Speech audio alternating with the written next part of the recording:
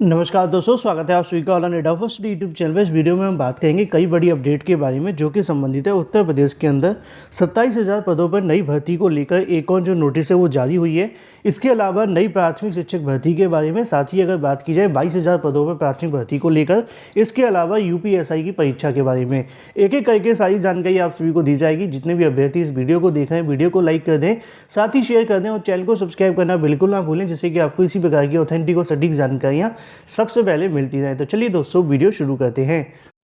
दोस्तों अनअकैडमी लेकर आए टॉप एजुकेटर्स के साथ टॉप बैचेस जो कि स्टार्ट हुए हैं 16 फरवरी 2022 से। अगर आप सभी इस बार एसएससी की कोई भी भर्ती के अंदर एक सीट लेना चाहते हैं, चाहे वो सीजीएल के लिए या फिर सीएचएसएल के लिए या फिर अगर अलग अलग भर्तियों के अंदर, तो अनअकैडमी ने शुरू कर दिए सीजीएल साथ में सीएचएसएल की कंप्लीट बैच, जिनको आप सभी ज्वाइन कर सकते हैं 16 फरवरी से। साथ ही सीपीयू के लिए भी यहाँ से जो बैच है वो स्टार्ट कर दिया गया है। इसके अलावा एमटीएस की अगर आप प्रिपरेशन करें या फिर स्टेनोग्राफर की प्रिपरेशन करें या दिल्ली पुलिस की, सभी के बैच आपको 16 फरवरी से देखने के लिए मिलेंगे। जीडी कांस्टेबल 2021 एग्जाम की प्रिपरेशन शुरू कर दी गई है। इसके साथ ही सीजीएल साथ ही सीएचएसएल 2022 और 23 के एग्जाम 16 फरवरी से टारगेट करते हुए बैच स्टार्ट किया जा रहा है। साथ ही अगर यूपी पुलिस की आप प्रिपरेशन करें तो उसके लिए बैच स्टार्ट हुआ है। राजस्थान पुलिस के लिए भी बैच स्टार्ट किया जा रहा है। इसके साथ ही अनअकैडमी लेकर आए आइकॉनिक फीचर, जिसमें आप सभी पिक्चर को अपलोड करके अपने डाउट को पूछ सकते हैं। ज्यादा जानकारी के लिए लिंक वीडियो की डिस्क्रिप्शन में दिया है। इसके अलावा रेज हैंड को करके भी आप सभी अपने डाउट को फेवरेट एजुकेटर से पूछ सकते हैं। अगर आप अनअकैडमी में कोई भी सब्सक्रिप्शन लेना चाहते हैं तो आज गौतम 10 लगाकर आपको मिलेगा इंस्टेंट 10% का डिस्काउंट। लिंक वीडियो की डिस्क्रिप्शन में है, अभी एनरोल करें। सबसे पहले मैं शुरुआत करूंगा नई प्राथमिक शिक्षक भर्ती को लेकर, जिसके अंदर छात्रों के साथ एक बड़ा धोखा होता हुआ दिखाई दे रहा है। नई प्राथमिक शिक्षक भर्ती का मुद्दा जिस प्रकार उत्तर प्रदेश के अंदर वायरल हुआ था, जिसके अंदर 23 से 24 लाख अभ्यर्थी नई शिक्षक भर्ती का इंतजार कर रहे थे, और ऐसे में अभी जब यूपीटीईटी का परिणाम जारी होगा तो इसके बाद में इन छात्रों की संख्या और भी ज़्यादा बढ़ जाएगी। लेकिन अगर बात की जाए नई प्राथमिक शिक्षक भर्ती को लेकर, शरेआम छात्रों के साथ धोखा किया जा रहा है। धोखा पहले तो ऐसे हुआ कि जब प्रदेश सरकार के अंदर लगातार छात्रों की तरफ से मांग की गई कि भाई नई शिक्षक भर्ती का विज्ञापन जारी कर दो, तो सरकार ने 17,000 शिक्षक भर्ती का ऐलान किया। लेकिन जब सरकार की तरफ से कहीं ना कहीं चुनावी आचार संहिता देखने के लिए मिली, तो सरकार ने 17,000 शिक्षक भर्ती का विज्ञापन भी जारी नहीं किया और वो भी ठंडे बस्ते में चला गया। फिर कहीं ना कहीं छात्रों को उम्मीद थी कि उनका घोषणा पत्र आता है तो हो सकता है कि उनकी तरफ से नई भर्तियों को लेकर ऐलान होगा, लेकिन नए घोषणा पत्र के अंदर कुछ भी देखने के लिए नहीं मिला। लेकिन वहीं दूसरी तरफ अगर बात की जाए समाजवादी पार्टी को लेकर, उनके घोषणा पत्र के अंदर भी कहा गया कि 1 साल के अंदर जो भी शिक्षा विभाग के अंदर पद खाली उनको हम भर देंगे। इसके अलावा उन्होंने भी नई प्राथमिक शिक्षक भर्ती के मुद्दे को जगह नहीं दी, भले ही इसके अलावा कई मुद्दों को लेकर उनकी तरफ से ऐलान किया गया। अब इस बात को लेकर सोशल मीडिया पे काफी ज्यादा विवाद है कि सपा सरकार की तरफ से एक बार भी 97,000 शिक्षक भर्ती को लेकर जानकारी नहीं दी गई है, और ना ही उनकी तरफ से ऐलान किया गया कि 97,000 शिक्षक भर्ती का ऐलान किया जाए।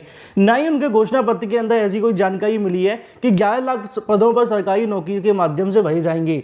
लेकिन इसके बाद से एक सबसे बड़ा धोखा और किया जा रहा है, जो कि कहीं ना कहीं नई प्राथमिक शिक्षक भर्ती छात्रों के साथ है। ये कुछ ऐसे लोग होते हैं जिनके माध्यम से लोगों के मन में गलत कहीं ना कहीं जानकारियां देने का प्रयास किया जाता है। अगर आप सभी ने सोशल मीडिया पर देखा होगा तो इस प्रकार के आपके सामने पत्र वायरल होते हुए दिखाई दे रहे हैं, जिसके अंदर दावा किया जा रहा है कि समाजवादी वचन पत्र के माध्यम से अगर उनकी सरकार बनती है तो 97,000 प्राथमिक शिक्षकों की जो भर्ती है वो होगी, और इसको लेकर नीचे आप सभी के सामने तमाम चीजें लिखी हुई हैं। लेकिन मैं आप सभी को बता दूं ये पूरे तरीके से फेक है और पूरे तरीके से फर्जी है, किसी छात्र के द्वारा बनाकर इसको वायरल किया जा रहा है। लेकिन इसके अलावा अगर बात की जाए, समाजवादी पार्टी के माध्यम से इस प्रकार के पोस्टर जारी नहीं किए जा रहे, और ये कहीं ना कहीं छात्रों के साथ धोखा किया जा रहा है, क्योंकि अभ्यर्थी कहीं ना कहीं 97,000 शिक्षक भर्ती के इंतजार को लेकर लगातार ट्विटर पर जाके मांग करते हैं।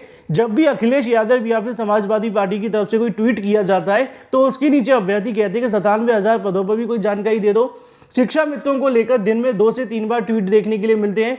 पुरानी पेंशन को लेकर 3 से 4 बार ट्वीट देखने के लिए मिलते हैं। लेकिन जिस तरफ 23 से 24 लाख अभ्यर्थी दिन भर एक मांग को लेकर बैठे रहते हैं कि 97,000 शिक्षक भर्ती को लेकर जानकारी दे दी जाए, लेकिन अभी तक उसको लेकर इस प्रकार का कोई भी ट्वीट देखने के लिए नहीं मिला है। और ये जो सोशल मीडिया पर वायरल किया जा रहा है पूरे तरीके से फेक है।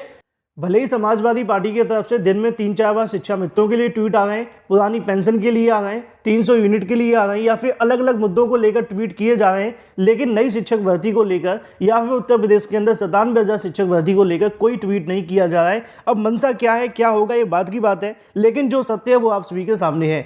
लेकिन इसके अलावा अगर बात की जाए एक और अपडेट के बारे में, उत्तर प्रदेश के अंदर 27,000 पदों पर नई भर्ती को लेकर जो नई नोटिस है वो जारी कर दी गई है।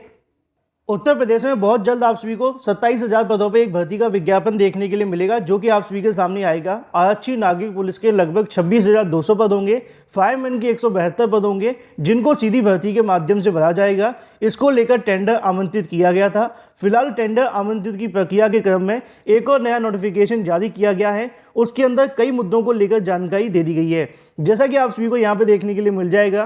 पेनल्टी के बारे में, इसके अलावा और भी तमाम मुद्दों को लेकर यहाँ से विभाग की तरफ से जो कार्य वो किया जा रहा है, और बहुत जल्द इस भर्ती के लिए जो कार्यवाही वो शुरू कर दी जाएगी। उम्मीदें ज़्यादा है कि इस परीक्षा को कराए जाने का जो जिम्मा होगा वो TCS को ही सौंपा जाएगा। बाकी आपको क्या लगता है कमेंट करके अवश्य बताएं। यहाँ पर एलिजिबिलिटी और भी तमाम चीज़ों को लेकर जानकारी दी गई है। यहाँ से जो लगातार प्रोसेस है वो जारी है 27,000 भर्ती को लेकर, और उम्मीदें ऐसी हैं कि 1 से 1.5 महीने के अंदर इस भर्ती का जो विज्ञापन है वो जारी कर दिया जाएगा, जैसे ही कोई भी नई सरकार बनती है। तो ऐसे में अगर बात की जाए आयोग के माध्यम से जारी आदेश के क्रम में बात की जाए, तो यहाँ पर जो निविदा आमंत्रित की गई थी उनको लेकर तमाम जो टर्म एंड कंडीशन है वो जारी कर दी गई हैं।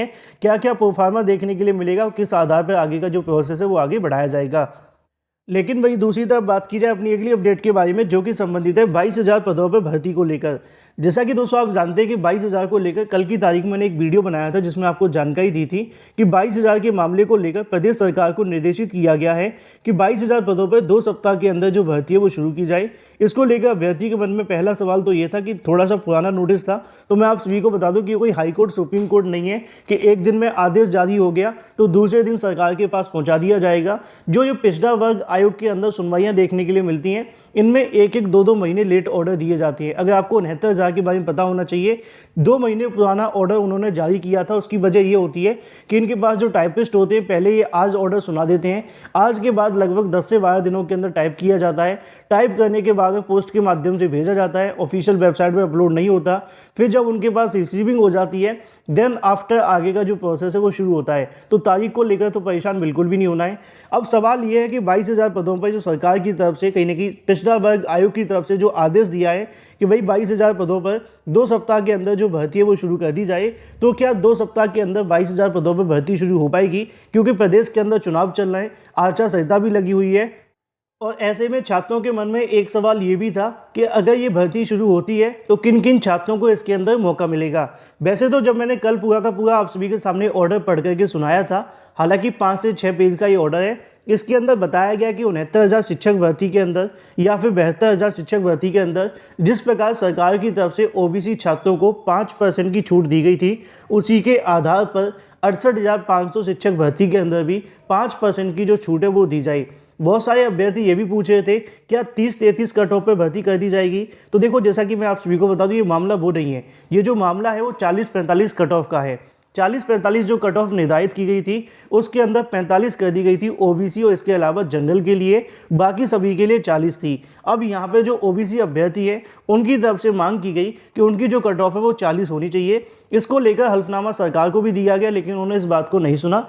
बाद में मामला पिछड़ा वर्ग आयोग के पास गया, तो आयोग की तरफ से लंबी सुनवाई के बाद में फैसला लिया गया कि जो OBC वर्ग के अभ्यर्थी हैं उनको 5% की जो छूट है वो दी जाए। जिस प्रकार 69,000 में दिया, एडेड जूनियर शिक्षक भर्ती में दिया, 72,825 में दिया, तो इसके अंदर भी 5% की जो छूट मिलेगी वो सिर्फ OBC छात्रों को मिलेगी, जो कि 68,500 शिक्षक भर्ती के हैं।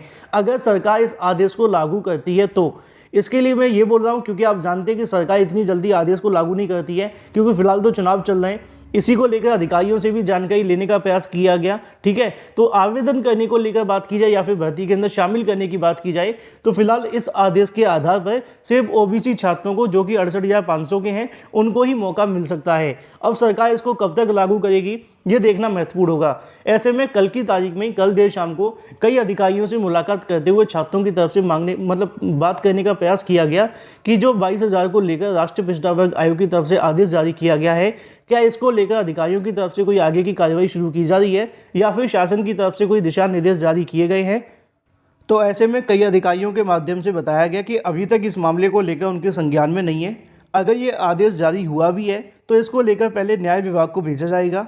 न्याय विभाग की परमिशन मिलने के बाद में प्रस्ताव बनाकर शासन के पास जाएगा या फिर प्रशासनिक अधिकारियों के साथ बैठक होगी, और जब अधिकारियों के साथ बैठक होती है फिर ये मुद्दा कहीं ना कहीं सरकार के सामने रखा जाएगा। लेकिन इस समय कोई भी सरकार, आप सभी जानते हैं कि इस मुद्दे को लेकर आगे बढ़ाने का प्रयास बिल्कुल नहीं करेगी, चाहे अगर बात की जाए बीजेपी की तरफ से या फिर नई सरकार बनने के बाद ही कुछ होने की संभावना है।